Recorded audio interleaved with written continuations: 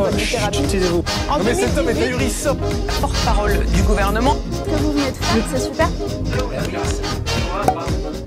Messieurs, dames, bonjour et bienvenue sur Juste Milieu aujourd'hui, en vrai, dans la vraie vie, pour un nouvel interview, un nouvel entretien avec un personnage que vous connaissez sûrement. Et si vous ne le connaissez pas, vous allez l'adorer. C'est Slobodan Despot aujourd'hui sur Juste Milieu.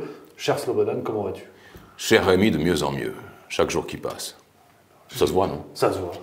Je veux dire, tu rayonnes. Voilà. Du positif pour commencer. Évidemment. Très heureux et honoré de te recevoir aujourd'hui sur Juste Milieu, le grand fondateur d'Antipresse. Voilà, l'aventure Antipresse. Et en guise d'échauffement, d'abord quelques mots sur toi. Après, on a plein de sujets évidemment avec toi. On va parler de beaucoup de choses aujourd'hui, mais un petit peu ton parcours. Voilà. Qu'est-ce qui t'amène aujourd'hui à Antipresse, à animer cette rubrique d'actualité? Raconte-nous dans les grandes lignes finalement. Moi, j'ai toujours été dans le monde de l'écrit. Hein. J'ai passé mon enfance et mon adolescence à bouquiner plutôt que de faire du skateboard. Quand j'ai essayé le skateboard, je me suis cassé la jambe. Le livre était beaucoup plus sûr. Mais je caricature un peu. Mais ce que je veux dire, c'est que j'ai eu un parcours de vie particulier, c'est-à-dire que, comme tout le monde, à un moment donné, j'ai fait mes études secondaires dans une bonne vieille école catholique, où on apprenait des choses très bien, et notamment, même si, a priori, on ne le penserait pas, mais on apprend aussi à développer une pensée critique. C'est-à-dire que chez les bons vieux chanoines de l'époque, on ne vous punissait pas de penser autrement, on vous punissait de ne pas penser. Et ça, c'est quelque chose qui était radicalement différent de tout ce que j'ai connu ensuite, notamment à l'université. Il fallait penser comme il faut, et donc ne pas penser. Parce que si vous pensez comme il faut tout le temps, ça veut dire que vous ne pensez pas. Mais bref, pour financer mes études, j'avais commencé à travailler pour une grande maison d'édition qui se trouve ici à Lausanne, qui étaient les éditions L'Âge d'Homme, qui étaient mondialement célèbres pour leur travail de publication, leur travail de passeur, en fait, de dissidents et d'auteurs du bloc de l'Est. Alors, il y avait des gens très célèbres, comme Alexandre Zinoviev, des Polonais, Chipiorski, des Russes, des Yougoslaves en grand nombre. Et mon travail a été d'abord un travail de traducteur. Je me finançais mes études. Puis ensuite, peu à peu, j'ai été happé dans l'édition et du même coup, par l'incompatibilité des mondes, j'ai été complètement dévié de l'université. À un moment donné, je ne voyais même plus le sens de l'institution académique et de ce qu'on y enseignait par rapport à ce que moi je découvrais en traduisant des livres, en lisant des témoignages directs sur l'expérience soviétique.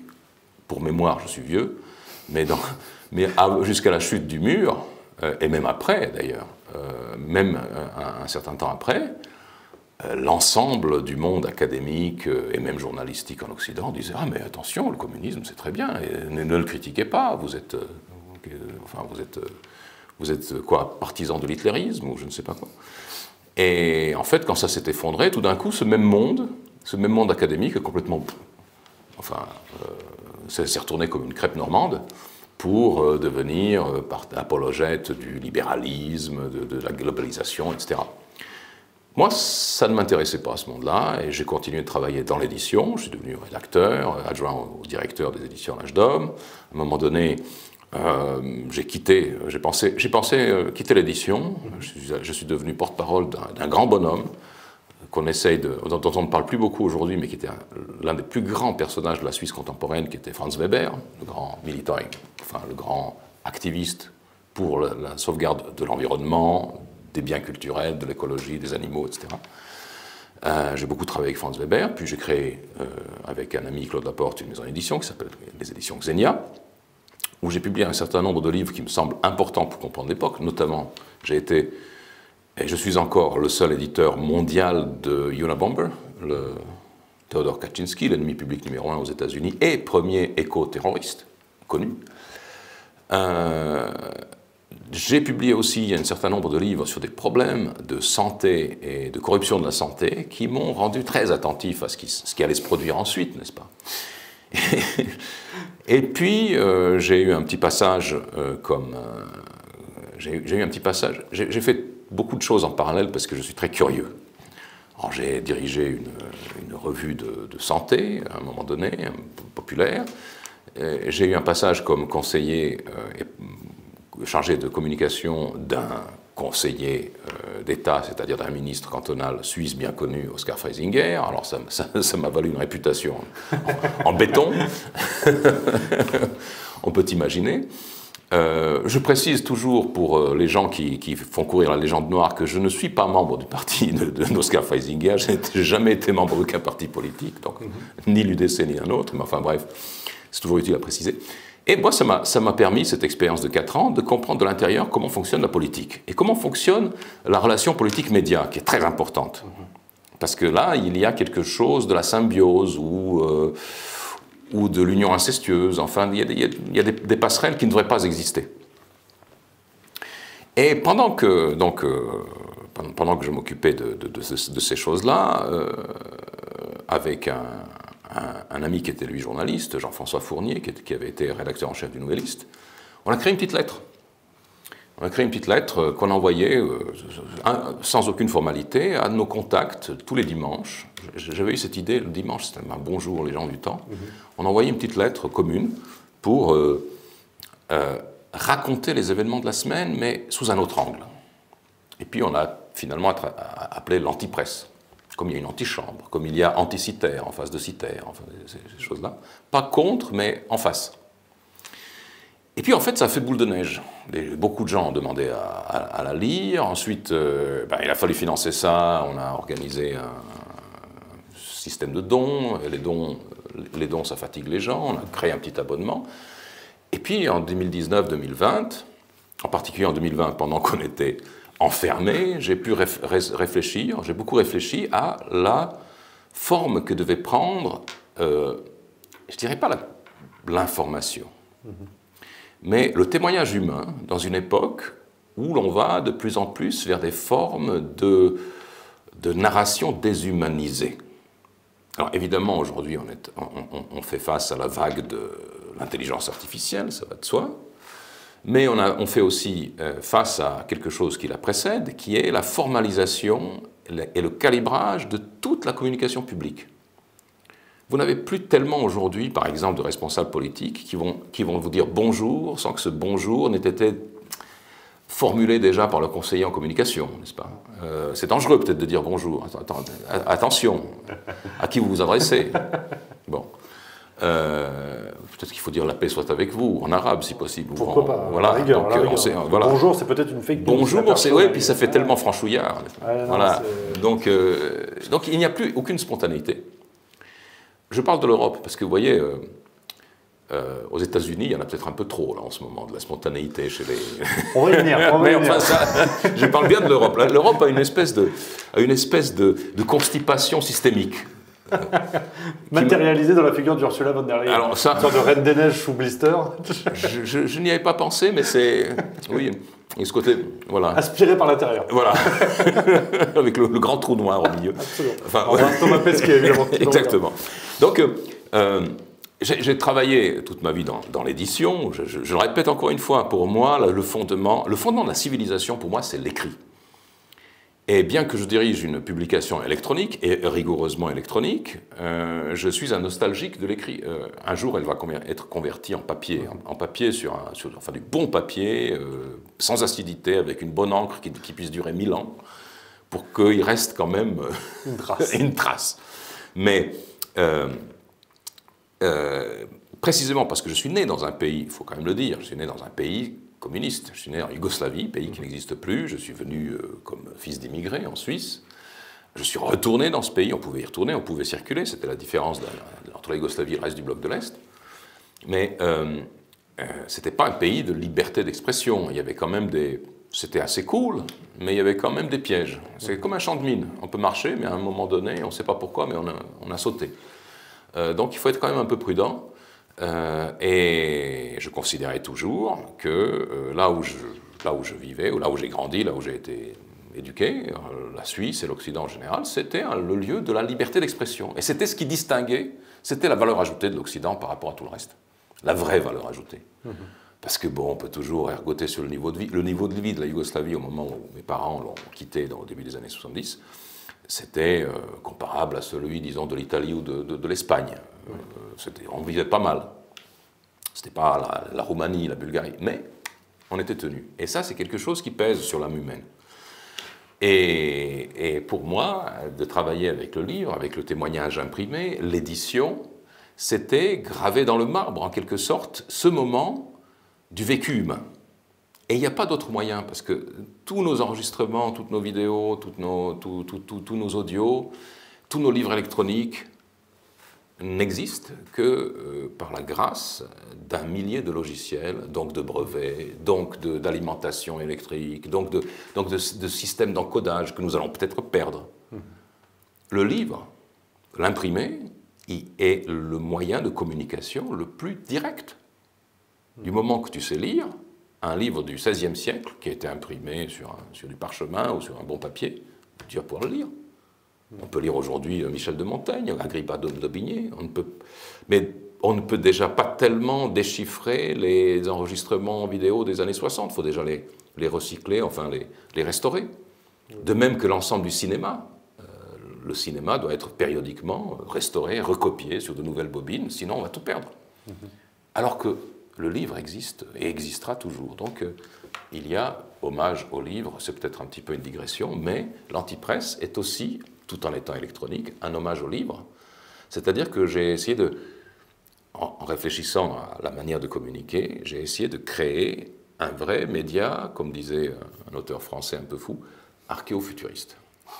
Archéofuturiste, c'est-à-dire un message éternel, le message de l'humain, le message des vertus humaines qui ne changent pas. Un salaud d'aujourd'hui se comporte exactement comme un salaud de l'époque romaine. Il n'y a aucune différence. Et un sage d'aujourd'hui va retrouver ces modèles de comportement dans les écrits des stoïciens.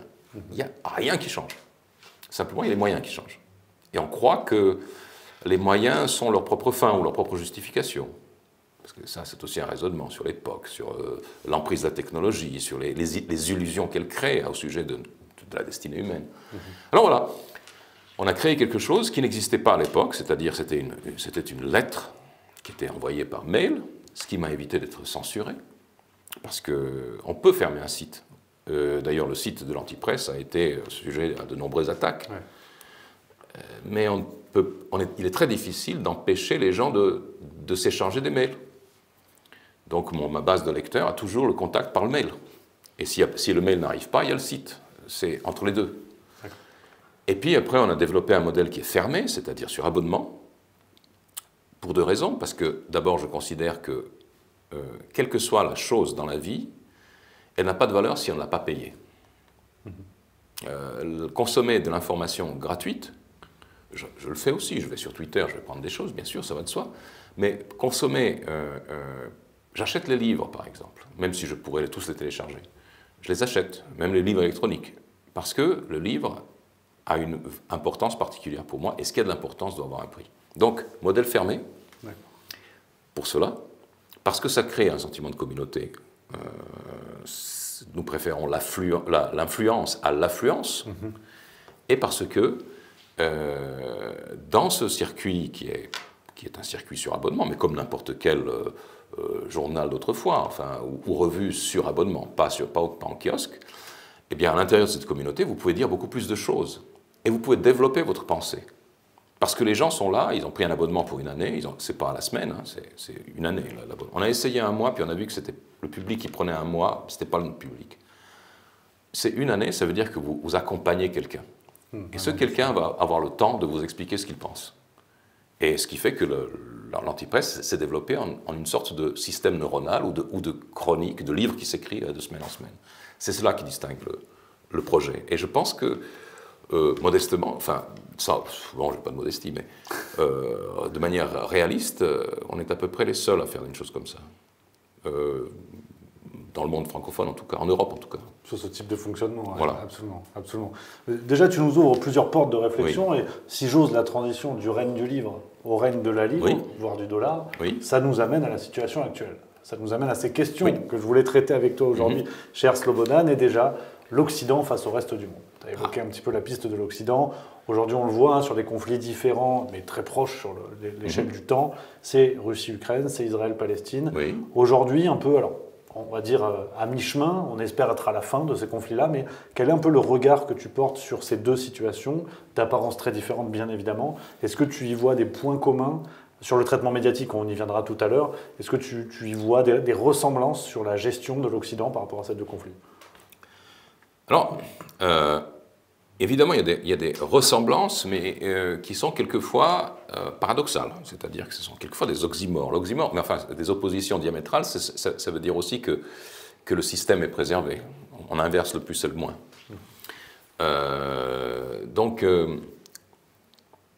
Ce qui me frappe d'abord, c'est que ces dernières années, de plus en plus, l'Occident s'est isolé du monde.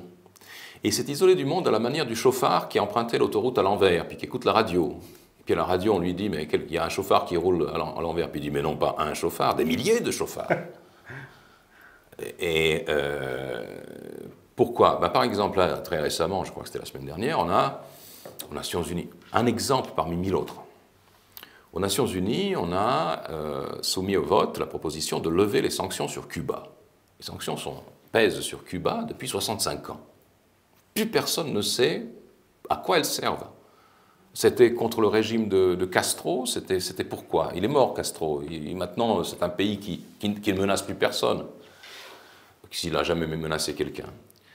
Et la communauté de tous les pays du monde, c'est-à-dire, je crois, 187 voix, a voté pour la levée des sanctions sur Cuba, qui ne tue que la population, enfin, qui pèse sur la population. 2 pays ont voté contre. Même les pays du bloc occidental au sens large ont voté pour la levée des sanctions. Il y a les États-Unis et Israël. Pourquoi? C'est totalement inhumain. Ça n'a aucune justification. C'est anachronique. Ça ne fait que soulever la colère du monde contre eux. Et là, ils se comportent comme des parias du monde. Évidemment, les États-Unis ont un droit de veto, donc il ne va rien se passer. De la même manière, les États-Unis, pendant des décennies, ont bloqué toutes les résolutions qui pouvaient amener à des solutions de paix en Proche-Orient, en Israël, jusqu'à ce qu'aujourd'hui, ils deviennent complètement mariés. Je veux dire, on ne sait pas qui est, j'allais dire, qui est l'homme dans le ménage, pour provoquer un peu. On ne sait pas qui mène qui influence qui. Moi, je pense que c'est tout à fait mutuel, et je pense que malgré tout, ce sont les États-Unis qui sont à la barre. Alors, on met Netanyahou, oui, c'est le fou armé. Alors, c'est commode d'avoir un fou armé parce que ça permet de faire passer beaucoup de choses. Ouais. On sait très bien que lorsqu'on a un voisin qui est agressif, mais qui se promène avec un fusil de chasse dans son coffre, on va quand même pas, on va lui parler prudemment, n'est-ce pas? Mais les États-Unis se sont peu à peu isolés du monde.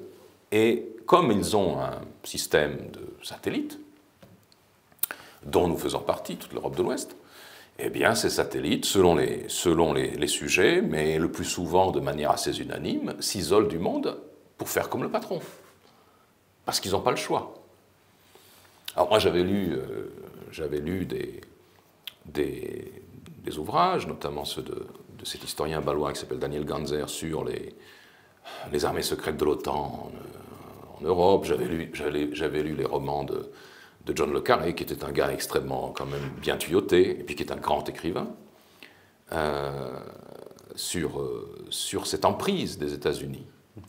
Mais venant moi du monde soviétique, je me disais non, ils ne peuvent pas quand même avoir cette relation de dépendance, de suggestion que, par exemple, l'URSS avait imposé sur ses satellites du bloc de Varsovie, n'est-ce pas, du pacte de Varsovie.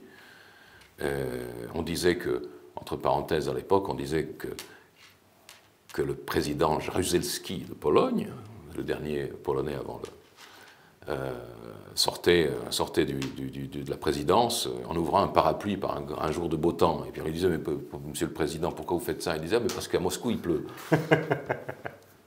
Aujourd'hui, vous prenez n'importe quel des dirigeants européens, il va sortir son parapluie par beau temps, parce qu'à Washington il pleut. C'est même plus caricatural qu'à l'époque soviétique. Oui. c'est beaucoup plus caricatural, ils ont beaucoup moins de dignité.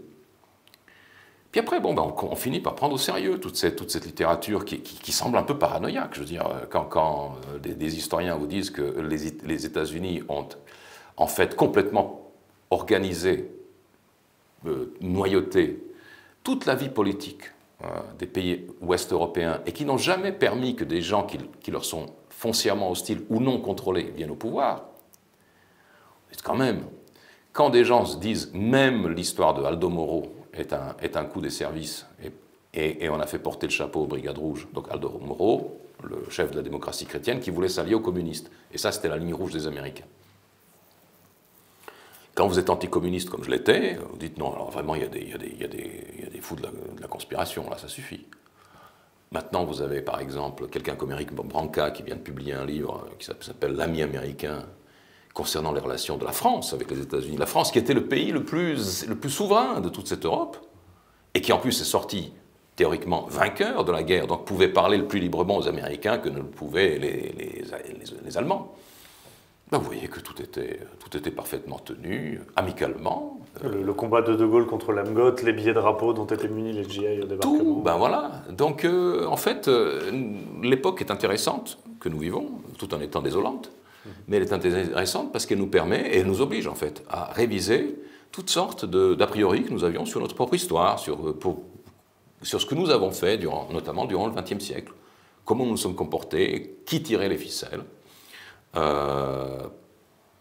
Un des aspects qui ressortent aujourd'hui, et là je reviens sur les deux crises que nous avons évoquées, en tout cas celle d'Ukraine, c'est qu'il apparaît que, d'une manière générale, ça ne dérange absolument pas les dirigeants occidentaux d'être accoquinés avec des nazis. Alors, pas du tout. Sauf que ces nazis doivent rester à l'Est. C'est un peu comme les gens qui tiennent des chiens féroces. Ils sont très contents d'avoir des chiens enragés dans leur cour, mais ils ne vont pas les mettre au salon. Et c'est exactement comme ça qu'on utilise les nazis d'Europe de l'Est. Alors, on sait depuis des décennies que les Américains ont organisé des filières pour récupérer toute la structure de la police secrète, de la Gestapo, l'administration de l'Allemagne nazie, etc. Il y avait les Ratlines, donc les filières de rats, l'opération Paperclip, pour rapatrier ces gens. Alors, on se disait, bon, quelques centaines qui pouvaient leur être utiles, mais non, ce sont des milliers, peut-être même des dizaines de milliers. Dont l'un des pères de la NASA. Et puis après, on les retrouve dans la NASA, on les retrouve comme secrétaire général premier secrétaire de l'Union européenne, secrétaire de l'OTAN, enfin, vous dites, mais attends, oh là, coucou, qui sont les ennemis? Et puis après, on retrouve des gens qui sont formés, qui sont entraînés, par exemple, au Canada, qui forment un bataillon nazi pour, d'abord, en 2014, terroriser les populations récalcitrantes en Ukraine. Les médias ne veulent pas l'admettre. Alors moi, j'insiste là-dessus, parce que j'ai déjà eu ce coup, j'étais témoin direct à l'époque de la guerre en ex-Yougoslavie, où, à la fin des années 80, on a vu revenir les nazillons bannis, ou leurs descendants. On a vu ressortir des symboles qui dataient de 1940-41. On a vu ressortir des slogans de génocide. Et personne qui réagit en Occident. Personne ne réagit. Le président de la Croatie démocratique, au moment de l'éclatement de la Yougoslavie, Tudjman était un historien militaire, puis historien révisionniste. Les historiens révisionnistes, on les flanquait au trou en Occident. Là, non, on le soutenait. Puis après, on comprend, comme diraient les anglo-saxons, qu'il y a un pattern, il y a un modèle. Puis après, ça se répète en Ukraine. Il faut prendre cela en compte. Et aujourd'hui, quand vous dites, ça m'est arrivé il y a quelques mois, c'était assez cocasse, j'ai dit à la radio suisse romande qu'il y avait peut-être un problème de complaisance avec le réveil du nazisme dans certains pays baltes qui fait que les Russes ne sont pas très amicaux envers eux et ils ne sont pas très amicaux envers eux. Mais on ne peut pas dire ça. Mais bien sûr qu'on peut le dire, puisque c'est un fait. Donc, et puis que c'est un fait qui en plus a des antécédents. Et il y a des antécédents dans la guerre en Croatie, il y a la fonction systémique absolument centrale. Alors on dira oui, les partis disons, extrémistes de droite ont eu 2% aux élections en Ukraine, le reste non. Mais je veux dire, 2% ça suffit. 2% de gens qui pratiquent la terreur, ça suffit à instaurer un climat de terreur dans n'importe quel pays. Est-ce que les SA nazis, c'était des masses? Non. Non. La terreur, il suffit de quelques fous. Ces gens étaient recrutés parmi les supporters de foot, c'était des gens qui étaient prompts à casser la gueule à n'importe qui ont brûlé vif 40 et quelques personnes à Odessa, au printemps 14, et qui ont créé ce climat où l'Est de l'Ukraine s'est détaché, et 5 millions d'Ukrainiens, donc plutôt des russophones, se sont barrés vers la Russie. Donc tout ça, c'est des choses qu'on ne veut pas voir. Et en plus de la cohérence historique avec le cas de Stéphane Bandera, par exemple. Et en plus, Bandera, qui on refuse de voir l'histoire où les communistes étaient plutôt vus comme des alliés dans certains pays de l'Est, alors que les nazis étaient les ennemis. C'était la peste ou le choléra, mais il y a eu ce choix historique. Il y a ce choix historique, puis quand on voit la biographie de Bandera, c'est impensable qu'un pays puisse, non seulement qu'un pays puisse célébrer ce personnage, en faire un héros national. Vous faites un héros national d'une ordure absolue. Autoproclamé le Führer d'Ukraine. Autoproclamé, sur le CV du bonhomme. Qui n'a jamais eu que des paroles et des pensées de haine envers quelqu'un, qui est un frustré absolu.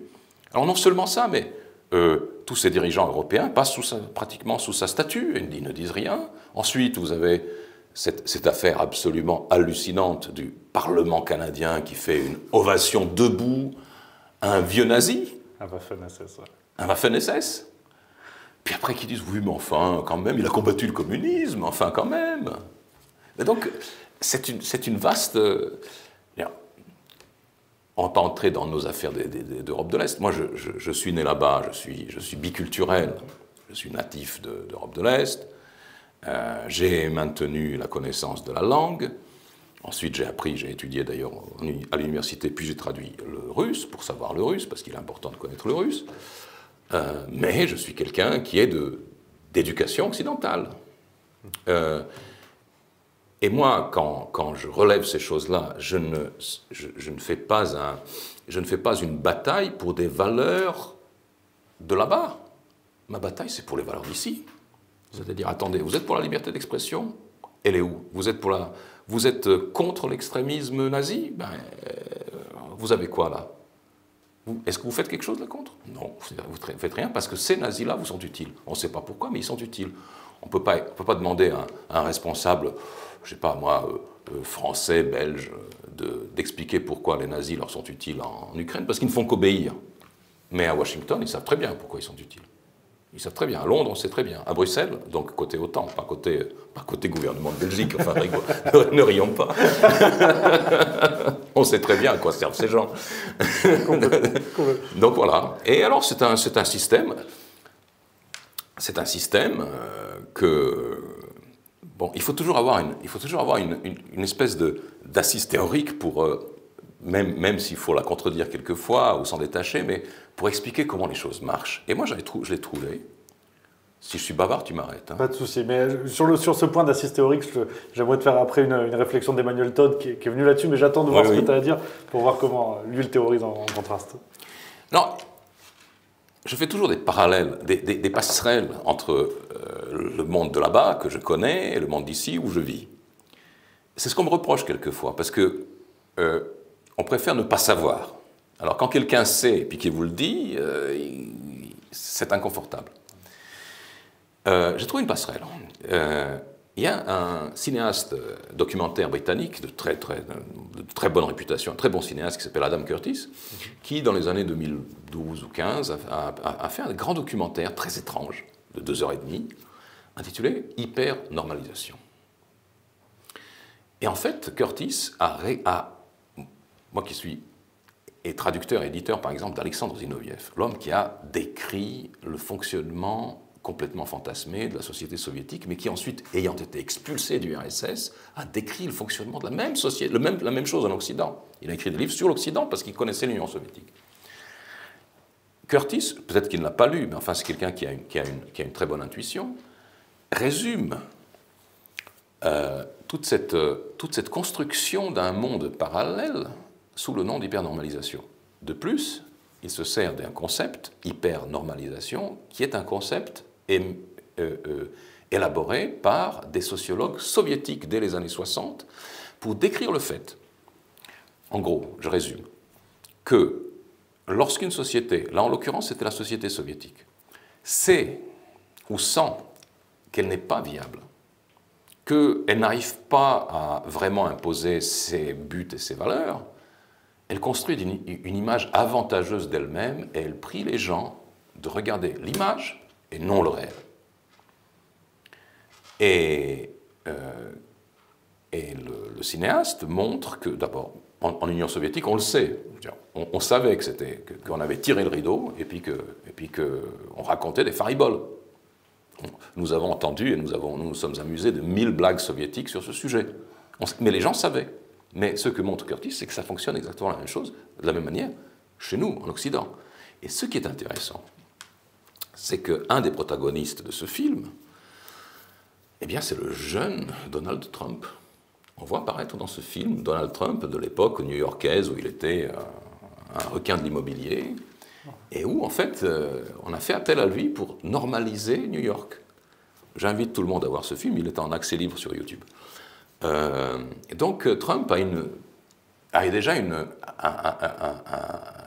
préhistoire d'hyper-normalisateur. Alors, qu'est-ce que l'hyper-normalisation? Ici, en Occident, ce que dit Curtis, c'est l'alliance entre la finance et la technologie en vue de construire un narratif totalement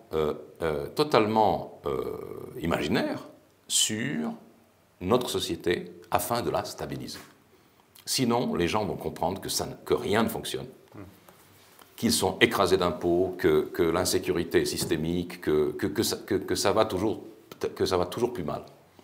Mais tant que l'image se maintient, ça fonctionne. Donc c'est une théorie en quelque sorte hyper paranoïaque. Mais en fait, elle fonctionne très bien. Elle fonctionne très bien parce que si on remplace un système de coordonnées, je prends une analogie de la navigation. On prend un système de coordonnées basé sur les méridiens et sur l'orientation que donne la boussole par rapport au pôle Nord. Et puis on arrive à expliquer à un équipage que dorénavant, on ne va pas prendre la boussole, ce n'est pas le Nord qu'on va regarder, on va regarder l'Ouest. Et on change toute la map monde par rapport au fait que ce n'est plus vers le nord qu'on regarde, mais vers l'ouest.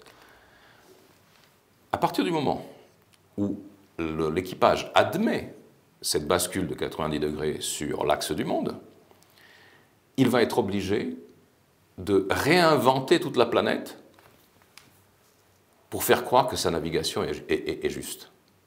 En fait, il va garder il ne va pas toucher à ce qui devrait être touché, c'est-à-dire remettre la boussole à sa place. Il va faire basculer le monde entier autour. Et c'est exactement ce que fait le système d'information où nous sommes. Donc ces gens ne mentent pas. C'est pour ça que je me marre un peu quand les gens qui font de la réinformation... Moi, je ne fais pas de la réinformation, je le dis toujours. Oui, le terme, je suis d'accord avec toi, le terme ne veut rien dire en plus. Mais les gens disent « Ah, mais là... sur n'importe quelle crise. Là, on a cette crise en Israël qui est épouvantable. Mais enfin, on a eu la guerre en Irak. Mais ils ont menti, les armes de destruction massive. Non, ils n'ont pas menti, à vrai dire. Ils ont simplement réorienté le monde en fonction d'une nouvelle boussole qui est qu'il fallait qu'il y ait eu un diable en Irak. Ce n'est pas parce qu'il produit des armes de destruction massive que c'est un diable, c'est parce que c'est un diable a priori qu'on va lui coller des armes de destruction massive. Mais on ne ment pas, on a simplement réorienté le monde en fonction de notre boussole. Et c'est marrant parce que c'est exactement sur ce point-là que je voulais avoir ton avis sur ce que dit Emmanuel Todd, parce que dans la même idée, oui, en France, nos médias français appellent ça le « en même temps macronien ». Hein, oui. Ce fait d'être toujours sur des positions différentes, voire contradictoires, c'est au mieux le symbole d'un individu instable, oui, au pire, ce qui est aujourd'hui érigé en politique nationale, voire internationale. Emmanuel Todd, dans l'un de ses derniers bouquins, La défaite de l'Occident, critique, enfin en tout cas analyse la crise de défiance, la crise de confiance, voire la défiance montante face à l'Occident, en expliquant, il fait une pirouette assez rigolote et assez contemporaine, il évoque la parole gender fluide des Américains. Qui est de dire, en fait, cette parole qui, le lundi, va vouloir, par exemple, défendre les femmes afghanes, et le jeudi, dire Bon bah tant pis, il va y avoir les talibans modérés qui vont revenir, mais vous inquiétez pas, ça va bien se passer. Avec un lâchage sidérant, comme malheureusement l'Ukraine devrait en faire les frais sous peu. Et Emmanuel Todd parle de ça, qui va un peu dans la même idée finalement, d'une instabilité complète, d'une volonté de réorienter la grille de lecture du monde, et avec ces États en permanence changeants, mais qui ne permettent pas la continuité d'une géopolitique stable, en tout cas pour les pays dits émergents, certains déjà bien émergés. Bah, alors bon, évidemment, moi je suis presque entièrement d'accord avec les analyses récentes, d'ailleurs avec toutes les analyses de Todd, parce qu'il a été très précoce dans ses prophéties, n'est-ce pas? Et puis, ce qui me rassure chez lui, et ce qui semble énerver beaucoup de ses collègues dans le milieu académique, c'est qu'il parle toujours d'éléments totalement basiques et réels, comme la démographie, la structure des familles, etc., pour expliquer le comportement des sociétés. Et là, je suis entièrement d'accord. Quand il dit que c'est gender fluid, le noyau de sens que donne cette expression, c'est la fluidité. C'est-à-dire qu'on va basculer, mais comme de nouveau, du jour à la nuit, sans du tout avoir le sentiment de se parjurer, par exemple. Le parjure n'existe plus. Le mensonge n'existe pas. Moi, j'ai été amené à côtoyer beaucoup de gens qui ont fait, notamment du temps de mes études, des gens qui sont devenus journalistes, qui ont fait profession de journalisme, et dans plusieurs situations, en particulier cette dizaine d'années qu'a duré le conflit yougoslave, où j'ai pris des positions qui ont été assimilées à des positions partisanes, mais qui étaient simplement, attendez, ce que vous dites est faux. Et donc c'était partisan de dire que c'est faux. Mais moi je connaissais ces lieux, je savais comment on prononce les noms des gens ou des lieux qu'il mentionnait en massacrant leurs noms. Je savais de quoi on parlait, je savais que tel événement ne pouvait pas avoir eu lieu, parce que la configuration mentale ou du terrain ne le permettait pas. Je veux dire, s'il y a une guerre civile en France aujourd'hui et qu'on vous dit que, je ne sais pas moi, les hommes français du 7e arrondissement ont violé toutes les femmes musulmanes, ben vous savez que les hommes français du 7e arrondissement, ils ne vont pas violer toutes les femmes musulmanes, ils ne savent même plus ce que ça veut dire de violer une femme. Donc, ce n'est pas possible. Je prends un exemple très, très, très radical. Mais il y avait beaucoup de choses qui étaient anthropologiquement impossibles, historiquement impossibles. En France, à l'époque, on publie un livre qui était devenu le livre de chevet des diplomates, des journalistes, des politiques, qui s'intitulait « Vie et mort de la Yougoslavie », dont l'auteur était un universitaire français qui était d'ailleurs un linguiste, Paul Gard, et qui était un livre entièrement faux du début à la fin. Aux éditions L'Âge d'Homme, nous avons publié une réfutation de ce livre avec 300 erreurs qu'on pouvait vérifier dans l'Encyclopædia Universalis. À l'époque, il n'y avait pas Wikipédia. Aujourd'hui, il y a Wikipédia, donc on a en plus le moyen, puisque ce n'est pas imprimé, de changer les pages Wikipédia en fonction des besoins. Mais on ne pouvait pas le faire avec la Britannica ou avec l'Universalis. C'était plus compliqué. Voilà. Mais il fallait quand même que quelqu'un ouvre. Et là, c'était un catalogue d'aberrations. On voyait en plus, ça c'était un livre partisan. On voyait que ça a été écrit par l'une des parties au conflit, mais je n'entre pas dans la question de savoir laquelle. Je dis que simplement c'est un livre partisan. On a rétabli les faits. Notre réfutation nous a juste valu l'accusation d'être des proserbes, puisque lui était développé un argumentaire contre la Serbie et la Yougoslavie. Eh bien, j'ai vu tout le système, des gens du milieu académique disent « Ah oui, mais enfin, le livre de Paul Gard », je dis « Mais attendez, vous l'avez ouvert. Vous avez un petit peu de connaissance de ce pays. Est-ce que vous savez que le Pavelić dont il parle et qu'il confond avec un autre Pavelić, ce n'est pas le même Pavelić en 1941, le chef de l'État indépendant de Croatie, que le Pavelić de 1918, qui était dans un comité pour créer la Yougoslavie, qui était un dentiste. Et l'auteur en avait tiré la conclusion que les Croates avaient été déçus de la Yougoslavie parce que, vous voyez, ce dentiste est devenu chef d'un État nazi. C'était pas le même homme. Mais personne, il n'y a même pas un erratum dans les médias. Et ce livre a continué de circuler, de figurer sur la table des diplomates jusqu'à la fin de ce conflit. Et aujourd'hui encore, il y a des gens qui y croient.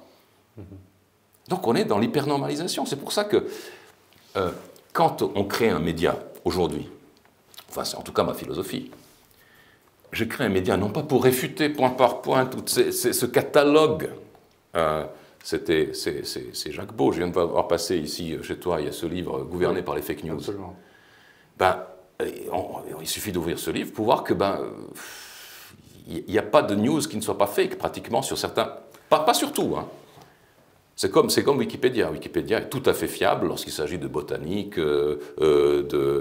d'histoire de l'art, enfin, en gros, hein, je prends des domaines que je sais pas, l'histoire de l'art, je connais un peu, de l'histoire de l'Extrême-Orient, je ne connais pas, mais ça m'a l'air... Mais on prend certains points chauds de l'histoire, Moyen-Orient, Europe de l'Est, colonies, il n'y a rien qu'il ne faille pas vérifier deux fois. Eh ben quand on crée un média, de nouveau je reviens sur Todd, il faut à mon avis s'élever d'un cran au-dessus de l'événementiel et de la manière dont il est commenté pour comprendre l'univers mental, les référentiels qui sont ceux des gens qui font ce travail de désinformation absolue mais qui n'ont jamais le sentiment d'être des désinformateurs ni de mentir, et qui, dans leur vie privée, très souvent, j'en ai connu, sont des gens parfaitement intègres. Mais ils mentent de manière systémique. Pour eux, un mensonge systémique n'est pas un mensonge. Moi, je me souviens, j'ai eu un débat, un sujet qui fait irruption. J'ai eu un débat sur, à l'époque de l'affaire Maudet, ici en Suisse. L'affaire Maudet, c'était ce conseiller d'État genevois qui avait accepté... un cadeau d'un émir, un week-end dans les Émirats pour assister à un grand prix. Donc il a accepté en quelque sorte un pot de vin. Alors ça a fait toute une affaire. Puis moi j'étais à Infrarouge, puis je dis mais c'est une affaire sur laquelle on se focalise, mais en Suisse, dans le système suisse, la corruption, elle est imprimée sur les papiers peints. C'est pour ça qu'on ne la voit pas. Elle est... Oh, comment ça? Mais vous avez 10 ou 12 membres du Conseil national, donc députés du peuple, qui ne sont pas dans des conseils d'administration où on les recrute une fois qu'ils sont élus, non pas pour leurs compétences en matière d'horlogerie ou d'assurance ou de je ne sais pas moi, de finance, mais simplement pour avoir son homme dans la place. Vous avez ces gens qui vendent, qui donnent contre avantage leur clé d'entrée au palais fédéral à des lobbyistes. Lesquels lobbyistes ne font rien d'autre que de recruter des gens pour leur cause. C'est leur métier, c'est officiel. Mais comment se fait-il que dans un pays qui se vante de sa grande vertu démocratique, on n'interdise pas aux gens, une fois élus, d'entrer? Avant, ils font ce qu'ils veulent, mais une fois qu'ils sont élus, interdiction d'entrer dans quelque conseil d'administration que ce soit, et interdiction d'accepter quelques symposiums que ce soit aux îles Marquises, n'est-ce pas? 2 semaines pour, je ne sais pas, qu'on vous explique une différence de pourcentage dans une taxation. Non mais, je veux dire... Donc, quand le mensonge ou la fake news est systémique, elle n'en est plus une. Lorsque la désinformation relève de l'hypernormalisation, comme son nom l'indique, c'est normaliser tout. Eh bien, c'est elle qui devient le référentiel. Et le réel, celui où cette table est blanche et dure, contre lequel on se cogne. Contre lequel on se cogne, il n'a plus qu'à bien se tenir, parce que lui, il va être éliminé. Évidemment, on va finir par se casser la figure. Mais tant que ça dure. Mais justement, et ça nous amène au deuxième grand volet que je voulais aborder avec toi. On sent le professionnel. C'est une balade de santé aujourd'hui. Sur le lien avec les médias, parce que tu l'as évoqué déjà plusieurs fois, les médias comme une partie prenante de l'établissement de ce système d'hypernormalisation. Mais aujourd'hui, c'est une question en 2 volets, parce qu'on est vraiment sur des médias qui sont devenus un porte-voix en fait, de ces fake news, de ces mensonges, voire mensonges d'État, au sens où les États ont besoin de l'installation de cette fine couche de mensonges. On l'a vu avec le Covid, par exemple. Les États ont besoin de relais médiatiques pour maintenir la population sous pression. Mais de l'autre côté, l'autre volet de la question, c'est est-ce qu'on peut sérieusement croire que le peuple y croit encore, justement, et adhère encore à cela? Est-ce qu'on est dans le désintérêt? Est-ce que les gens y adhèrent, ce qui est possible? C'est pour ça que je te pose la question, parce que très sincèrement, je n'arrive pas à y répondre. Ou est-ce que tu penses qu'il y a une sorte de semi-distanciation où les gens se disent, bon, de toute façon, c'est le cirque, un scandale succède à un autre scandale, on traite la guerre en Ukraine comme on traite la nouvelle émission de divertissement sur TF1, on demande l'avis d'Enrico Macias au lendemain du 7 octobre, j'aimerais que ce soit une blague, mais c'est vrai, sur CNews. Donc, comment tu penses que les citoyens évoluent dans ce contexte où politique et médias créent ce climat plus que jamais complexe pour saisir le réel? Alors, pour arrondir la question, c'est que dans un système qui n'est pas basé sur la confrontation réelle, mais sur du volontarisme, c'est-à-dire nous voulons que le monde soit ainsi, et non pas comme il est lui-même, eh bien, la coopération des systèmes médiatiques est absolument stratégique. Sans ça, on ne tient pas. Si on était dans une société pré-médiatique, pré-spectacle, pour revenir à Guy Debord, parce que la société du spectacle, elle est récente, mais dans une société d'avant la société du spectacle, on n'avait pas besoin de ça. On se fondait sur les données du réel. Et une réflexion qu'avait faite Alexandre Zinoviev, qui est absolument fondamentale, et c'est un homme qui avait le sens de la simplicité dans l'explication des choses complexes, disait l'homme du XIXe siècle, quel qu'il fût, fondait une grande partie, la grande majorité de ses actes et de ses conclusions sur une expérience du réel. Un paysan du XIXe siècle devait mettre le doigt dans le vent pour savoir le temps qu'il va faire. Un paysan du XXe siècle va écouter le bulletin météo. Un paysan du XIXe siècle connaissait ses semis. Un paysan du XXe siècle va devoir déjà lire un document sur les semis. Donc la médiatisation de toutes les activités humaines est intrinsèque à la société industrielle dans laquelle nous nous trouvons et technologique. Et donc les médias au sens large, parce que les médias au sens large, ça veut dire aussi l'université, ça veut dire aussi tout le système pédagogique, y compris les églises, parce que les églises, ou ce qu'il en reste, donnent quand même une orientation sur le jugement moral, alors que le Christ a dit « vous ne jugerez point », mais enfin les églises ne font que ça, juger. Ça fait partie du système médiatique. Et après, on peut jongler intellectuellement sur la causalité. Est-ce que parce qu'il y a un système hypertrophié de médias, on est entré dans l'hypernormalisation, ou est-ce que parce qu'on a voulu que le monde ne soit pas ce qu'il est, mais ce qu'on veut qu'il soit, qu'on a développé, qu'on a donné cette place centrale au système médiatique? Je ne sais pas, mais c'est une symbiose, c'est inévitable. Et voilà. Et cette porosité-là, et effectivement, qui installe ce que tu expliques là, aujourd'hui, il y a un côté farce qui aurait fait de belles heures à Molière, c'est certain s'il avait été de ce monde encore aujourd'hui, mais on le voit dans les raccourcis médiatiques qui sont utilisés pour décrédibiliser tel dirigeant, tel pays, telle cause. On peut parler des Gilets jaunes, où on a tout mis en œuvre pour expliquer qu'ils étaient antisémites, racistes, violents, jusqu'à aujourd'hui Donald Trump qui est comparé à Hitler, ou d'ailleurs je ne sais quel dirigeant qui n'est pas lié au système, qui devient automatiquement réduit à qui tombe sous le coup d'un procès en réduction ad Hitlerum. Ça devient presque extravagant qu'à chaque fois, tous les chemins mènent à Nuremberg dès qu'un dirigeant pose problème ou dès que des gens se constituent en disant là, le message officiel qui est donné, nous n'y adhérons pas. C'est par exemple le Covid, où on est sur un divisé pour mieux régner, mais qui tient plus de la farce que du machiavélisme basique. C'est effrayant que ce système réussisse encore à se constituer sur ça. Il y a des systèmes farcesques qui ont très très bien fonctionné. Le système soviétique était en 1917 un système féroce, enfin intimidant. Mais si on lit les journaux, les témoignages des gens qui déjà en 1920 voient comment ils s'installent, ils décrivent déjà une farce.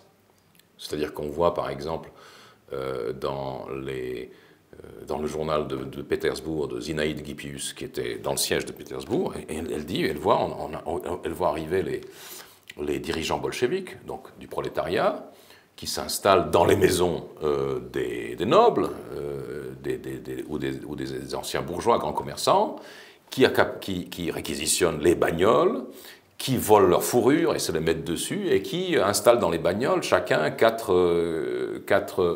escortes, 4 petites copines du ballet local, qui singent en fait le comportement de leurs prédécesseurs, de ceux qu'ils ont décapités. C'est déjà une farce, mais c'est une farce tragique, parce qu'il ne faut surtout pas qu'on découvre que tu as noté ça dans ton journal, sinon tu étais fusillé. Et même, à un moment donné, ce qui est extraordinaire, on voit à quel point ce système est fragile. Je reviens sur ce journal de Hippius. Elle note que Pétersbourg avait été assiégé par des troupes occidentales, britanniques ou polonaises, je ne sais plus. Mais enfin, ils étaient aux portes de la ville. À un moment donné, les bolcheviks ont tellement peur de ce qu'il y a là-bas, ils évacuent la ville. Il n'y a plus personne. Et se dit, mais maintenant, les Européens vont entrer. Mais les Européens ne sont pas entrés. Peut-être parce qu'ils pensaient que l'ennemi était plus fort, peut-être parce qu'ils n'avaient pas intérêt à entrer, on ne sait pas pourquoi. Mais ils ne sont pas entrés. Et puis peu à peu, les bolcheviks ont dit, oh tiens, on peut revenir. Mais je veux dire, l'URSS ne tenait qu'à cette farce-là.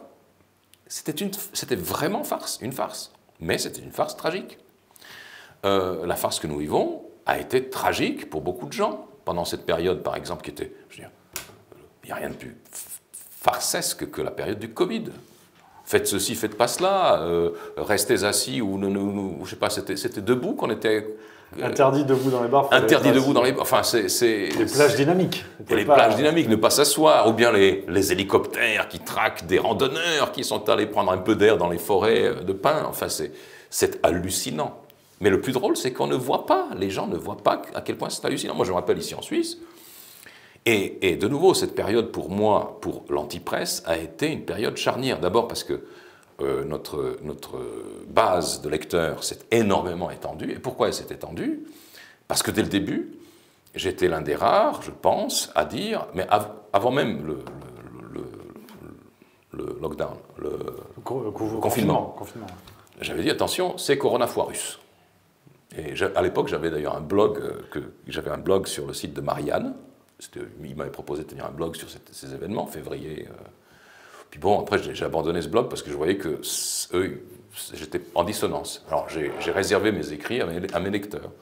Mais j'ai tout de suite vu, parce que, notamment parce qu'en 2009, comme éditeur, j'avais publié un livre qui s'intitule H1N1, la pandémie de la peur, qui était le seul livre de toute l'édition francophone en 2009 à dire H1N1, c'est une farce, c'est votre grippe saisonnière, il ne va rien se passer. L'auteur, Bernard Duguay, était un chercheur en pharmacologie, il avait vu que ça clochait, ça ne jouait pas, il a dit il ne va rien se passer. Mais nous étions le seul bouquin à dire ça sur toute l'édition française, avec tous les savants et tout ce que vous voulez. Donc je savais, c'était la grande répétition. Après on a eu la première. Parce que le Covid est probablement une première, mais on n'est pas sûr que la suite du spectacle va avoir lieu, tellement c'était catastrophique. Oui. Tellement tout part en capilotade et en farce, c'est vrai. Mais enfin, pendant cette période, j'ai pu développer, grâce au fait qu'on était enfermés, qu'on avait plus de temps, qu'on pouvait réfléchir, lire beaucoup, et parce qu'on était libre, on avait une table rase. La société était en train de vivre un reset.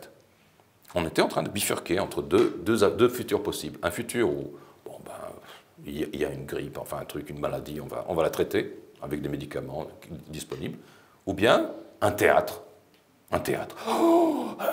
Pas assis, pas debout, portez des masques, portez pas de masque, ceci. À l'issue de ce truc, je vois par hasard, aux Nouvelles Suisses, le 29 mai, je crois, au moment où le confinement est levé, le monsieur Covid suisse qui s'appelait monsieur Koch, Daniel Koch, qui passe à la télé, puis on lui demande comment ça s'est passé, alors avec les autorités, tout ça. Puis qui dit, oui, enfin, on n'a pas toujours été sur la même longueur, enfin, très, très diplomatiquement. Il dit, moi, par exemple, je n'ai jamais estimé que la fermeture des écoles était une nécessité sanitaire. Alors, attends, les gens ont vécu un enfer à cause de la fermeture des écoles. On a enfermé les gosses avec leurs parents, on a enfermé évidemment ceux qui étaient contaminés avec ceux qui ne l'étaient pas, enfin tout ça. On a essayé de mettre en place des systèmes d'enseignement à distance qui étaient tous calamiteux, catastrophiques, donc on leur a bousillé leur année scolaire, sans véritable nécessité épidémiologique, et c'est le responsable de la mise en place du confinement qui le dit, et personne ne réagit. Dans les médias, personne ne réagit. Ça veut dire qu'on est vraiment dans une farce délirante. Complètement. Il y a eu le même pendant en France avec la vaccination. Voilà. Déjà sur juste milieu, alors sans grande expertise en épidémiologie quoi que ce soit, mais quand le discours s'installait, qui était de dire le vaccin n'est pas obligatoire, mais si vous ne le faites pas, vous n'irez pas au restaurant, vous ne pourrez pas. Vous tuerez votre grand-mère. Voilà, vous tuerez mamie, vous ne pourrez plus bosser. Voilà. Dans certains corps de métier. Déjà à ce moment-là, on pouvait sentir que c'était une protection juridique qui était de dire mais il ne rend pas obligatoire le vaccin en cas d'effet secondaire ou autre dommage. Ah ben oui, mais on ne vous a pas dit que c'était obligatoire. Non, c'est exactement ce qui est en train de se passer. 2 ans plus tard, 3 ans plus tard, c'est ce qui se passe. Et ça, on pouvait l'anticiper. Alors moi, évidemment, j'ai chroniqué ces événements. Alors, les gens s'attendaient à ce que nous soyons une sorte de, à ce moment-là, que nous soyons une sorte de pôle de nouveau, de réinformation, de contre-information sur le Covid. Nous ne le sommes pas. Nous n'avons pas vocation de donner la bonne information, parce que nous avons vocation de réfléchir sur l'information, sur la manière dont on vous mène par le bout du nez. C'est ça notre vocation.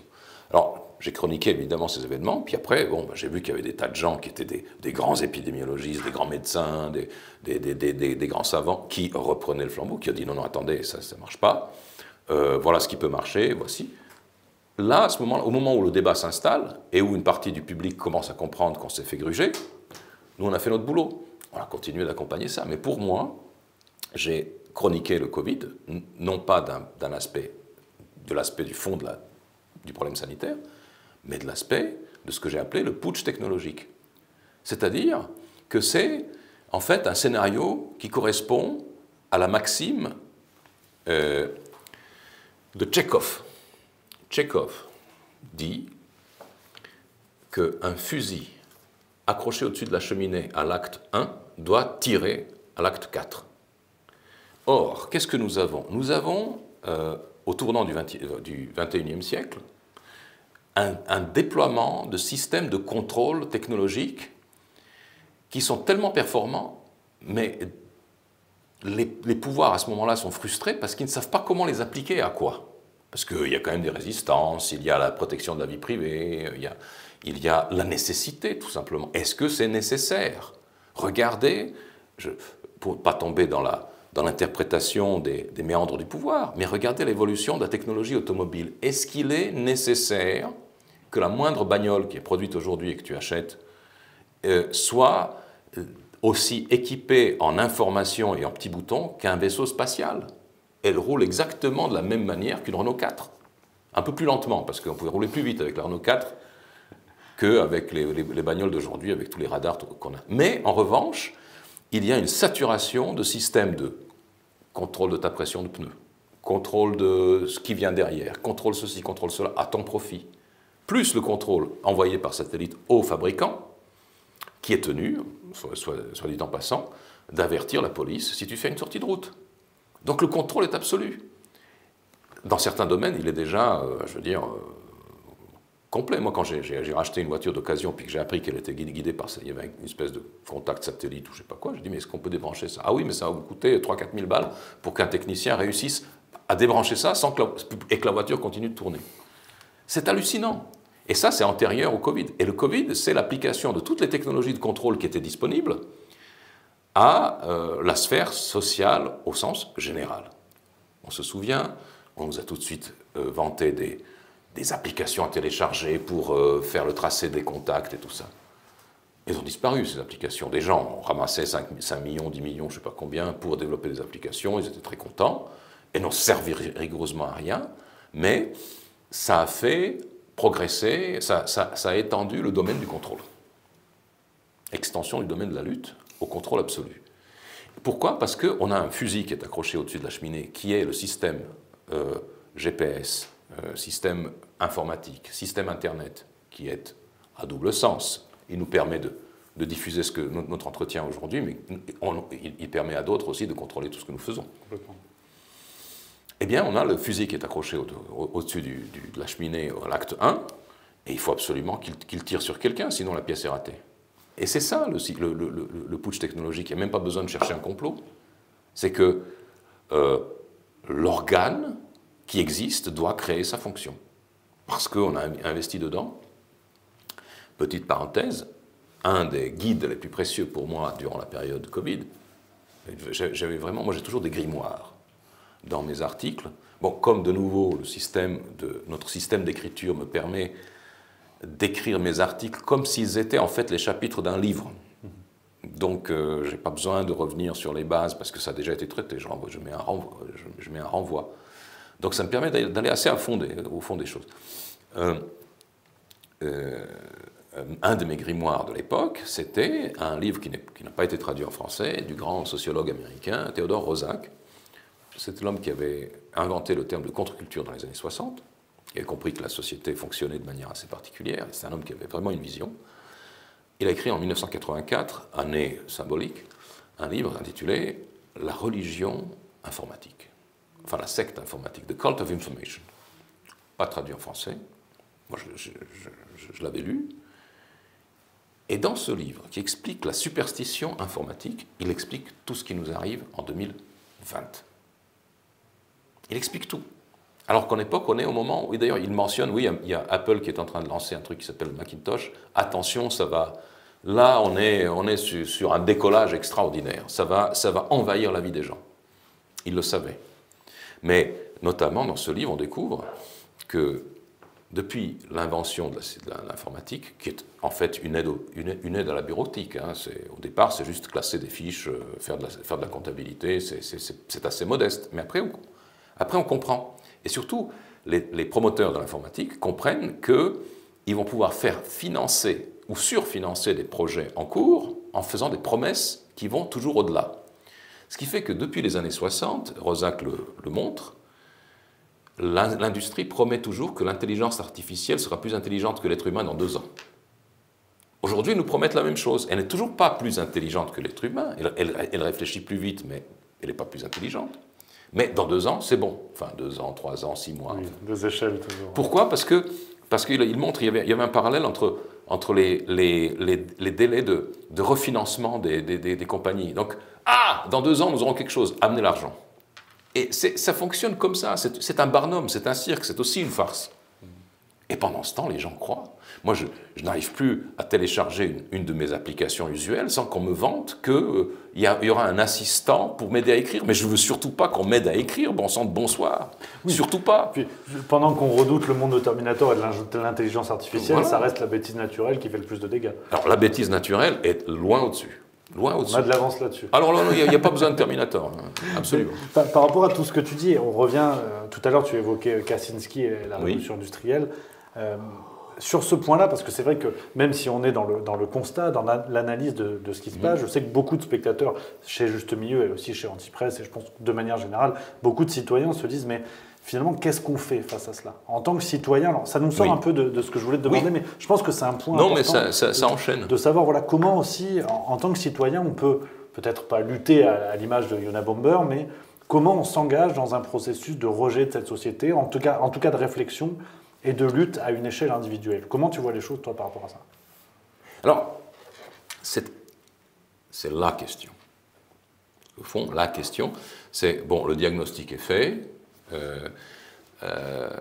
Lorsque les gens comprennent une situation, mais qu'ils n'en voient pas l'issue, l'étape suivante, c'est la dépression. Comme pour beaucoup, malheureusement. C'est comme il y a des centaines et des milliers d'expériences de psychologie sociale ou de psychologie individuelle qui montrent que si on te met dans une cage où il n'y a absolument aucun espoir de sortie, ben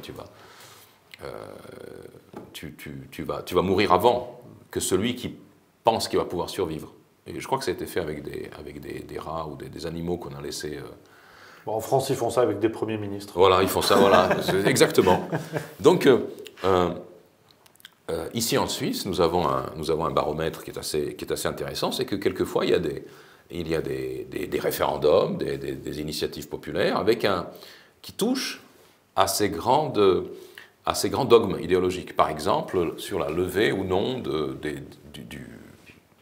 la loi, comment on appelle ça, du régime d'exception covidien. Je ne sais plus comment ça s'appelle, enfin, parce qu'il y a une loi d'exception qui a été adoptée pendant le Covid pour 10 ans. Alors, je crois qu'on a voté 2 fois pour... Alors évidemment, les Suisses ont rejeté la levée de cette loi qui est évidemment, on le voit aujourd'hui, totalement inutile et qui n'a d'ailleurs servi à rien sur le moment, puisqu'on sait que toutes les mesures prises ont été calamiteuses et qu'on a quelques points de référence qui sont en Europe, la Suède et la Biélorussie, qui n'ont pas appliqué ces lois, et ça n'a rien changé. Mais la population, à 60%, 65%, 68%, s'y accroche. Pourquoi ? Parce que notre ami Étienne de la Boétie, au XVIe siècle, l'avait très bien compris, la servitude est volontaire. La plupart des gens aiment les faire dont on les entoure, parce que ça les rassure. Mais l'intérêt du baromètre suisse, c'est que ça nous montre qu'il y a un tiers des gens, et c'est ça qui est pour moi miraculeux, il y a un tiers des gens qui comprennent qu'on n'a pas besoin de ça. Et que le pouvoir n'est pas forcément bienveillant à notre égard, ou en tout cas, il n'est pas compétent à nous représenter. Pas forcément, parce que ça a beaucoup d'implications, ce genre de référendum. Mais ça veut dire qu'un Suisse sur 3 a compris. Je ne suis pas sûr qu'un Français sur 3 ait compris, ou un Italien sur 3 ait compris. Je ne suis pas sûr. Donc ici, on a quand même un bassin qui est relativement avantageux de ce point de vue-là. Parce que décentralisé, parce que les gens, aussi par le fait que la Suisse est le pays, mais ça c'est un secret, il ne faut pas le répéter plus loin, c'est le pays d'Europe où le pourcentage de citoyens avec une éducation supérieure est le plus faible. C'est très important. Le pays le plus prospère d'Europe, le plus intelligemment tenu, est celui où il y a le moins de diplômes universitaires par rapport à la population. Ah, je dirais. Et évidemment, on s'en plaint, mais c'est évidemment, à mon avis, la raison de la prospérité suisse. C'est qu'il y a beaucoup plus de gens du concret que de gens de l'abstrait. Intéressant. Et oui. Sur ce référendum, est-ce que tu avais vu la disparité entre Suisse alémanique et Suisse française? Est-ce que les 33% contre se retrouvent plutôt chez les râleurs de francophones ou chez les rigoristes allemands? Alors ça, j'ai pas étudié. Ou plutôt, j'ai peut-être étudié à l'époque, mais j'ai oublié là. J'ignore, c'est pour ça que je te pose la question, parce que je me demande. Mais ça, c'est quelque chose que je vais étudier tout de suite. C'est intéressant. C'est intéressant. Je ne sais pas qui sont les vrais râleurs dans ce cas-là. Mais donc, qu'est-ce qu'on fait? Tu me disais tout à l'heure, les gens voient. Est-ce que c'est comme en URSS, n'est-ce pas? Dans le système soviétique, à partir de, je sais pas, moi, des années 60. Les gens ils se réunissaient dans leur cuisine et puis ils cassaient du sucre sur le système. C'était le loisir préféré des citoyens soviétiques, n'est-ce pas? Donc les gens n'étaient pas dupes. Mais d'abord, quand on dit les gens n'étaient pas dupes, il y a une partie des gens qui ne sont pas dupes. Et même s'il y a 10% des gens qui sont dupes, ces 10% vont dénoncer les 90% restants. Donc, tant qu'il y a une partie de la population pour soutenir le système, du moment qu'elle est du côté du système, le système triomphe. Il faut que le système en soi soit complètement renversé ou que l'immense majorité des gens comprennent qu'ils vont dans le mur et que ce qui se passe, l'édifice qui est construit va leur tomber sur la tête et que ça va les assommer. Il faut qu'il y ait une prise de conscience massive et aiguë pour que ça ne tienne plus. Je pense que même les pays n'est-ce pas, les pays baltes qui se sont débarrassés, ou la Pologne, qui se sont débarrassés du joug soviétique à la fin des années 80, ne l'auraient pas fait s'il n'y avait pas eu une aide extérieure. Si le Vatican ne s'était pas engagé vis-à-vis des Polonais, si les Américains n'avaient pas eu leur réseau, ils ont essayé par la bande sud, par les pays musulmans, ça a moins bien marché que les Baltes. Mais sans un appui extérieur, les gens ne peuvent pas se soulever parce qu'ils se sentent seuls. Et l'une des ruses du système est de convaincre les gens qu'ils sont toujours, que dans ce qu'ils pensent, ils sont seuls. C'est moi qui suis fou. Moi, j'ai compris une chose, c'est que les gens qui viennent chez nous à l'Antipresse, qui s'abonnent, ils restent longtemps, ce sont des abonnés fidèles en général. Ils sont là, quand on leur demande pourquoi vous êtes là, la première chose qui vient, il y a plusieurs raisons, mais une des premières qui vient à l'esprit, c'est pour me rassurer, pour ne pas me sentir seul dans ce que je crois. Parce que ces gens vont avoir, ou ont eu, des conflits graves avec leur entourage le plus proche. En particulier à l'époque du Covid, j'ai eu une pile de témoignages, de courriers électroniques. On fait un article, ils disent « Ah oui, mais attendez, moi, c'est ce qui m'est arrivé. » C'est exactement ça. C'est ce que j'ai vu dans ma famille, parce que voilà, j'ai été exclu de la réunion de Noël, ou de Pâques, ou je ne sais pas quoi. On m'a flanqué dans la cuisine. Et les gens disaient « Mais si j'avais pas... » Parce que, d'abord, il faut se sentir moins seul au sens vraiment humain, je veux dire, au sens chaleur humaine. Chaleur humaine, entre gens. Non, vous n'êtes pas seul, et vous n'êtes pas fou. C'est très important, à mon avis, dans le moment que nous vivons, de souligner l'importance ou la normalité d'être normal, si j'ose dire. C'est un petit peu, c'est un petit peu un jeu de mots, mais il est normal d'être normal. Il n'est pas abusif ni criminel d'être normal, de se sentir en adéquation avec le réel. Être normal, c'est se sentir en adéquation avec le réel. C'est-à-dire, bon, ben, il y a des garçons et des filles. Voilà. Au-delà, consulter le psychologue. Des choses comme ça. Et tous les êtres humains vivant sur la planète aujourd'hui sont nés d'une mère. Oh, est-ce possible? Coupe, parce que là... Non, mais là, c'est impossible. Ouais, complètement. C'est impossible. Comment osez-vous dire ça? Mais ça, c'est ce qui est normal. Le reste, pour que ceci devienne faux, il faut mettre en place un système absolument, pas orwellien, mais un système, comment il s'appelait là, mengelien de chirurgie et de transformation biologique de l'être humain pour que tous les humains ne soient pas nés d'une mère. Et Dieu sait ce que ça va donner. Enfin, oui, sur l'hypernormalisation que tu évoquais voilà. tout à l'heure, c'est-à-dire que rendre tout normal, même des choses qui, voilà. qui pour le commun des mortels ne sont pas... Alors que la normalité spontanée, c'est-à-dire celle qui nous est donnée à notre naissance, devient complètement impensable. C'est comme il devient impensable de conduire une Renault 4. Parce qu'il y a juste un levier de vitesse, un frein et puis un volant. Oh, vous faites comment? Vous faites comment? Donc, alors, ça c'est une chose. Se sentir pas en communauté, mais ne pas se sentir seul. Ne pas se sentir complètement minorisé, complètement évacué. Ensuite, revenir à, tu me parlais de la gender fluidité. La fluidité, c'est ce qui déboussole les gens. C'est-à-dire que le système peut dire aujourd'hui noir, demain blanc, ou bien comme le spécialiste, c'est M. Nécron, noir et blanc, en même temps.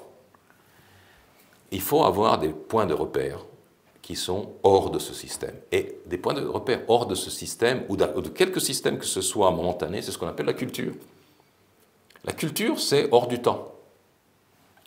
La capacité de lire de nouveau, de lire le Nouveau Testament, ou de lire Sénèque, ou de lire Aristophane et comprendre ce qu'il y a de grotesque ou de comique dans les pièces d'Aristophane, c'est la culture. Et si on a cette capacité, c'est qu'on a compris qu'il y a une verticalité de l'être humain.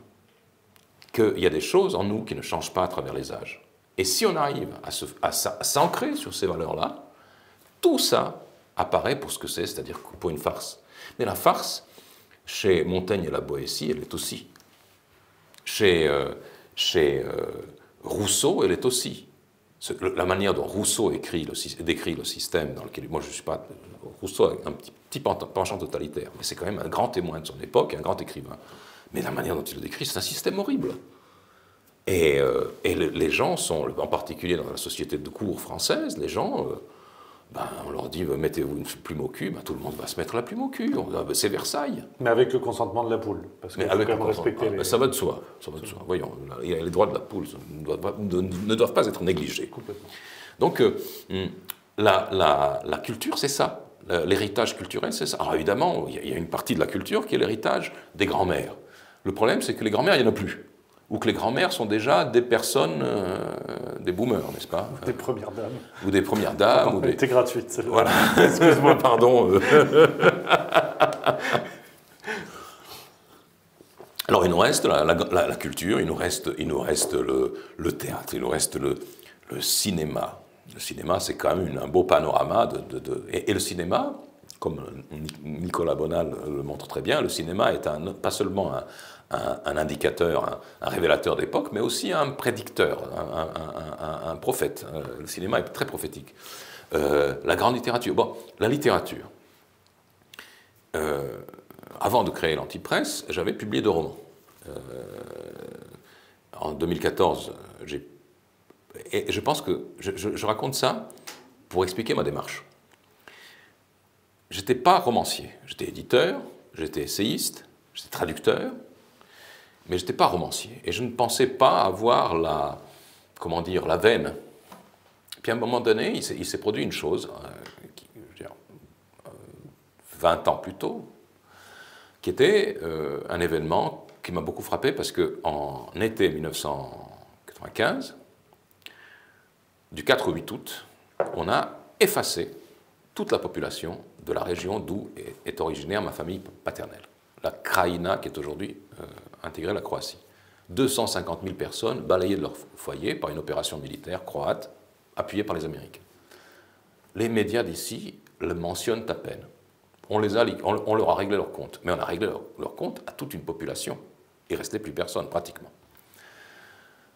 Des milliers de morts et disparus, une région qui aujourd'hui encore reste désertique, grandement, au milieu de l'Europe, sans que personne réagisse. Et moi, pendant des années, j'ai traîné ça. De ma maison familiale, il ne reste que des ruines. Je n'y ai jamais vécu, moi, mais c'est mes ancêtres. Et pendant des années, je traîne cette rancœur en moi, et je me dis, mais comment faire pour laisser une trace de ces gens et de ce qui leur est arrivé? Et au bout de plusieurs années, de nouveau, c'est une synchronicité, c'est un événement miraculeux, quelqu'un me raconte, pendant que je suis une thérapie, ma thérapeute me raconte l'histoire d'un homme, d'un vieillard, apiculteur, qui était resté, alors que tout le monde a fui, il est resté dans ces montagnes avec ses abeilles, parce qu'il disait, ils peuvent me tuer, moi de toute façon, ma vie est ici. Et puis ensuite, sa famille, ses enfants qui se sont expatriés, qui reviennent le chercher, dans cette région désertique. Son fils vient le chercher. L'histoire est vraie. Mais il n'a pas demandé à son père s'il voulait partir. Et alors c'est de là qu'un drame assez cocasse et tragique va se nouer. Et moi je me dis, ça, c'est une histoire qui résume. Et qui résume en plus le conflit de génération. Et le fait qu'on n'arrive plus à s'accrocher à la terre de ses ancêtres. Enfin, beaucoup de choses. Je fais un petit roman. J'envoie à des éditeurs, puisque je suis éditeur encore à ce moment-là. Ceux qui sont mes copains et qui me connaissent ne me répondent même pas, ils disent Despote, mais qu'est-ce qu'il fait? Il n'est pas romancier, l'éditeur. Puis ceux qui ne me connaissaient pas, ils acceptent. Alors, finalement, c'est sorti chez Gallimard.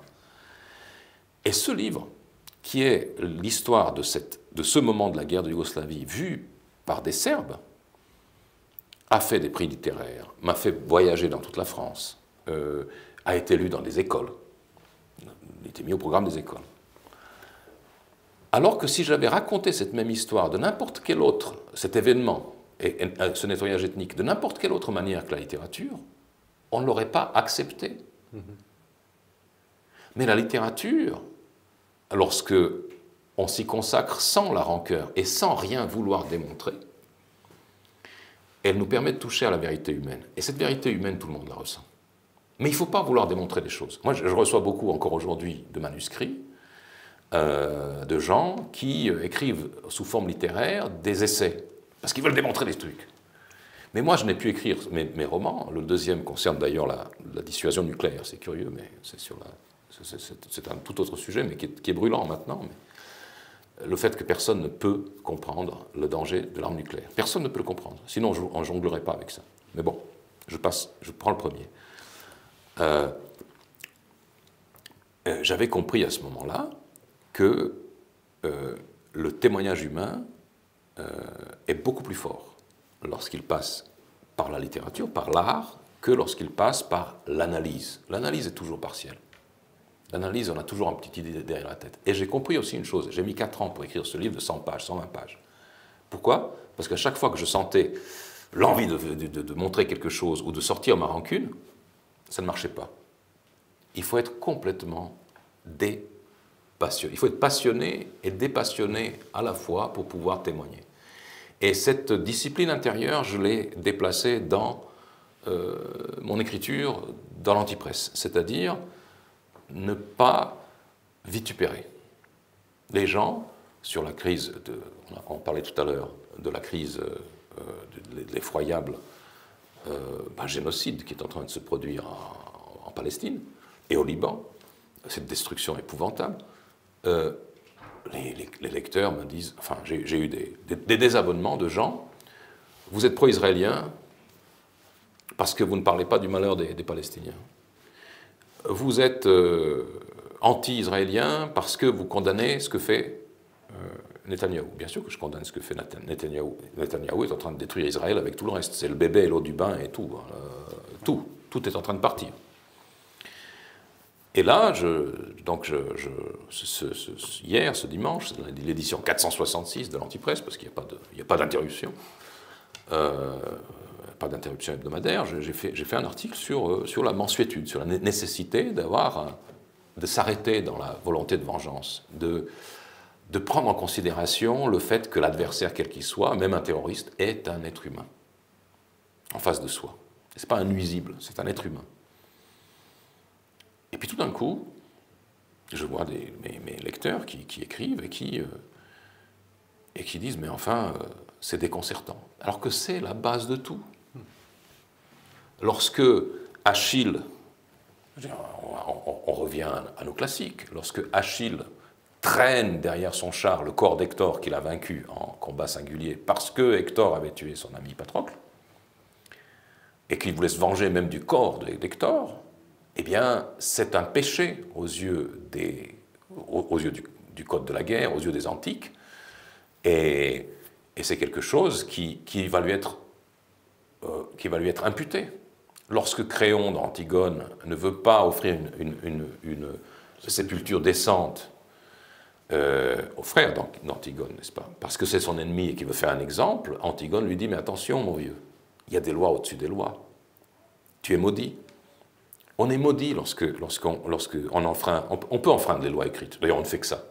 Mais les lois au-dessus des lois, les lois de l'humanité, les lois qui font que nous avons quand même comme espèce réussi à vivre jusqu'à ce jour, malgré tous les dangers, tous les écueils et toutes les haines que nous nous vouons nous-mêmes, les uns aux autres, et à nous-mêmes personnellement, c'est parce qu'il y a des lois au-dessus des lois. C'est le Tao. Le Tao, c'est la voie. Et la voie, par quoi commence le livre du Tao? Par une phrase que j'ai même apprise en chinois, tellement c'est important, qui dit, grosso modo, toutes les traductions sont un peu différentes, mais qui dit « le chemin que tu crois être le chemin n'est pas le chemin. Mais tu sais qu'il y a un chemin, et tu sais qu'il y a des lois non écrites. Tu ne peux pas les formuler, mais tu sais qu'il y a des choses que tu ne fais pas. Tu ne sais pas ce qu'il faut vraiment faire, mais il y a des choses que tu ne fais pas. Et quand on fait des choses qui ne se font pas, l'univers entier te le fait sentir. Oui, ce qui, de manière beaucoup plus contemporaine, c'est ce qu'on retrouve dans la définition d'Orwell avec la common decency. La common decency, c'est exactement ça, c'est le Tao. L'évangile, la table des commandements, les 10 commandements, c'est le Tao. Il n'y a pas une civilisation qui a existé au monde et qui était viable, qui n'était pas une bande de cannibales, qui n'ait pas eu les mêmes principes que les tables de Moïse. Je veux dire, tu ne tueras pas, tu honoreras ton père et ta mère, c'est universel. Tu ne voleras pas, c'est universel. La common decency, c'est universel. Le Tao, il suffit de lire le livre du Tao, il y a aussi le sage agit en n'agissant pas, enfin des choses comme ça, qui apparaissent paradoxales, mais qui sont profondes. Ce sont des codes qui nous restent, qui sont notre héritage. Toute la ruse du système qui veut nous déshumaniser, nous robotiser aujourd'hui, c'est de nous faire oublier cet héritage. Toute notre mission, d'ailleurs à toi aussi, parce que tu pars du juste milieu, du bon sens, le juste milieu, c'est le chemin. C'est de nous rappeler que cet héritage est valable dans la mesure où les salauds de l'époque romaine sont les mêmes que les salauds de l'époque d'aujourd'hui. Ça ne change pas. Les parjures, les traîtres, les gens qui laissent tomber leur mère malade, les menteurs, c'est la même chose. Rien ne change. Alors pourquoi s'énerver? Et finalement, quelle magnifique conclusion. Ben voilà. Quelle magnifique conclusion de finir sur cette réflexion-là qui nous emmène sur des choses qui n'étaient pas forcément prévues, mais ce sera l'occasion de te recevoir à nouveau. Oh bah dis donc, sur juste milieu. Non, je vois qu'on avait un menu, mais c'est comme à chaque fois. Bah moi, je suis un glouton. Hein. Moi, j'avais entrée plat dessert, tu vois. Et finalement, tu m'as proposé autre chose et je me suis. Il va falloir qu'on recommence. Eh ben, vendu. Allez. Bon, d'accord. Magnifique. Un immense merci pour toutes tes réponses, cher Slobodan. Merci à toi, Rémi. Antipresse, c'est là-bas. Lien en description, si vous voulez découvrir bien évidemment, et avec joie pour te recevoir à nouveau très vite. Ce sera un plaisir. On n'habite pas loin, donc voilà. Bah oui. Magnifique. Et bien que du bonheur. Chers spectateurs, j'espère que vous avez passé un bon moment. On va se retrouver bientôt, vous le savez, comme d'habitude. Vous vous abonnez, le pouce, tutti quanti, comme on dit, chez nos amis italiens. Je ne suis pas très bon en géographie. En attendant les prochaines vidéos, je vous embrasse, prenez soin de vous et à très bientôt.